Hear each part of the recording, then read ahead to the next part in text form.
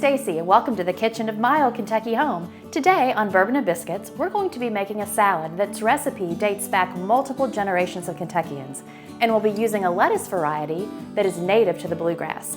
We'll be pairing this with a bourbon shrub. Let's get started.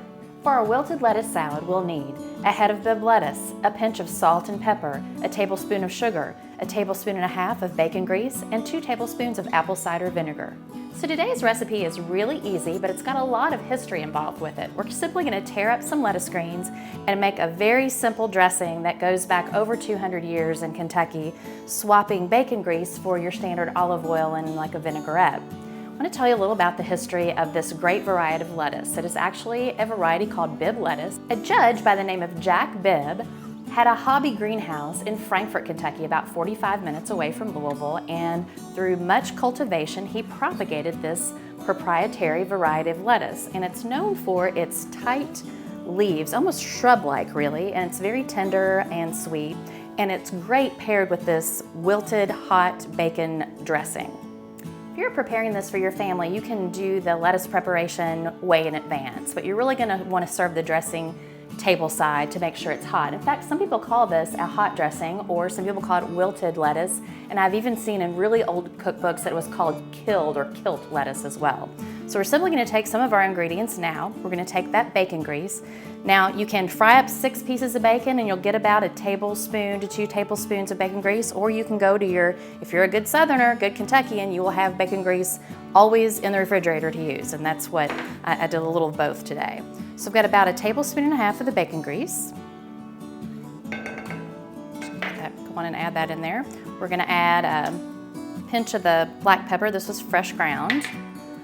Pinch of some salt. And then we've got about a tablespoon of sugar. We're just going to mix this up, take it to the stove, bring it to just under a boil, and add our apple cider vinegar.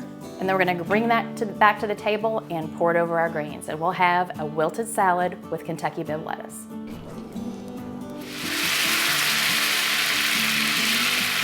All right, I've got my hot bacon dressing right off the stove. It was just sizzling. And when you serve this, you're going to want to plate it up in advance, your Bibb lettuce, one at a time. And simply we're just going to drizzle this hot dressing all over it. Now, in my family, this is simply where we left it. Sometimes my grandmothers would add green onions to this. Sometimes we would have bacon, like I said. If we weren't frying the bacon that night, we would just use the bacon grease from the refrigerator so we wouldn't have it on hand. So sometimes we would add that. I've seen a lot of recipes in the older cookbooks where radishes were a common ingredient, as well as chopped egg. So I might add some bacon to this while we go watch Jessica make us a bourbon shrub. Today we're going to make a blackberry thyme shrub cocktail. So what we're going to use is our blackberry thyme shrub syrup, Kentucky bourbon, and sparkling water.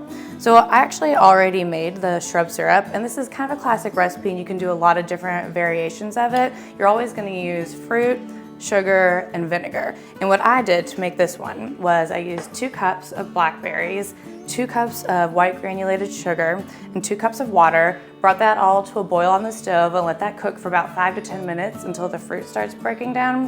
And then once that happens, you take your fruit mixture, like the fruit simple syrup mixture, off the stove, and you can add in your aromatics. And I wanted to do thyme with the blackberries. And then you add in 2 cups of vinegar also. And this might sound a little kind of like intense, but the vinegar cocktail concoction is actually a colonial era recipe because the vinegar will preserve the fresh fruit. So once you have made this syrup, you can leave it in your fridge, as far as I can tell, basically indefinitely, and then keep using it for cocktails or mocktails from there. All right, so for this version, we're gonna use 1.5 ounces of the syrup that I made.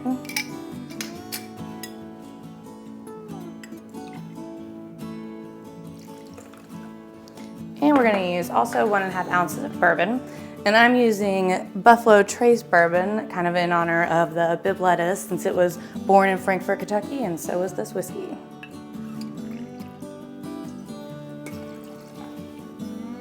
And we're going to shake this in our cocktail shaker. This already has ice in it. Like I've said before, you're going to typically use the shaker when you've got anything with fruit juice in it.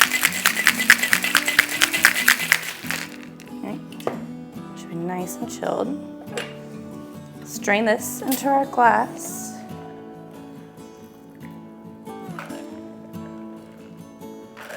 And then lastly, I'm just gonna top it with a little bit of sparkling water. And like I kind of mentioned before, if you wanted to just do a mocktail, the syrup and sparkling water is great on its own too. So there you've got it. It is a blackberry thyme shrub. Well, Stacey, I love it that we ended up both making kind of like centuries old recipes today. I do love it when we do that, and I think yours, though, as with the ingredients, is so relevant for today's drinking culture. Yeah, with kind of like the prebiotics of the vinegar, and you can make this really seasonal because you can swap out any fruit, herb, and sweetener you want as long as you have those components with the vinegar. So you can do like kind of a farm-to-table cocktail. So this lawyer turned judge was just a hobbyist and cultivated this variety, basically a butter lettuce, in his greenhouse. And it was so popular, he just started sharing it with his friends in around the 1870s. And That's very Kentucky. Right, very Kentucky. And he never called it Bibb lettuce. Yeah, he wasn't didn't that name proud. it after himself. It was his friends and neighbors that said, we want, Judge Bibb's lettuce. So it became that. But it didn't become nationally famous until many years later. By the 1920s, it was being grown on an estate farm. So known regionally, of course. And the story goes, there was a horse trainer that worked on this estate farm, and he was able to barter using Kentucky bourbon whiskey for some of the seedlings. That's kind of what I did today, a little bourbon for your Bibb. Exactly. And this got it produced on a more national scale. Some of the research I saw, it was so popular in Chicago, it was like on the restaurants of all the menus of all the finest restaurants. Then it sort of fell out of favor when mass production started in the 1970s, 80s, because you think salad bars, lettuce stood out for a long time. But to this day in Kentucky, it's still very valued. And it's kind of a more delicate lettuce that you wouldn't just throw in a salad bar like iceberg. Absolutely, and it's known still to this day for its just tenderness and buttery rich texture. So kind of taking us full, tilt back to that seasonal ingredients. And now the one I used today was actually grown hydroponically, so it's not going to have the benefit of that limestone soil. Right. That's what gave it the alkaline soil gives it such a flavor. So you can still get it that way, but I think the perfect way is to grow it yourself. Yeah. And then do that hot bacon dressing. Well, my mom makes salads with Bibb lettuce quite a bit, but she does a version which is kind of like one at Jack Fry's, which is a local restaurant in town, where she melts brie on it and has toasted sliced almonds and like a really light lemon vinaigrette. This does not surprise me that your family would upmarket this very old school tradition. Yeah, where my grandmothers were putting green onions on it. Well, possibly for some more upmarket Kentucky traditions. You can catch us next time on Bourbon and Biscuits. Cheers. Cheers. Cheers.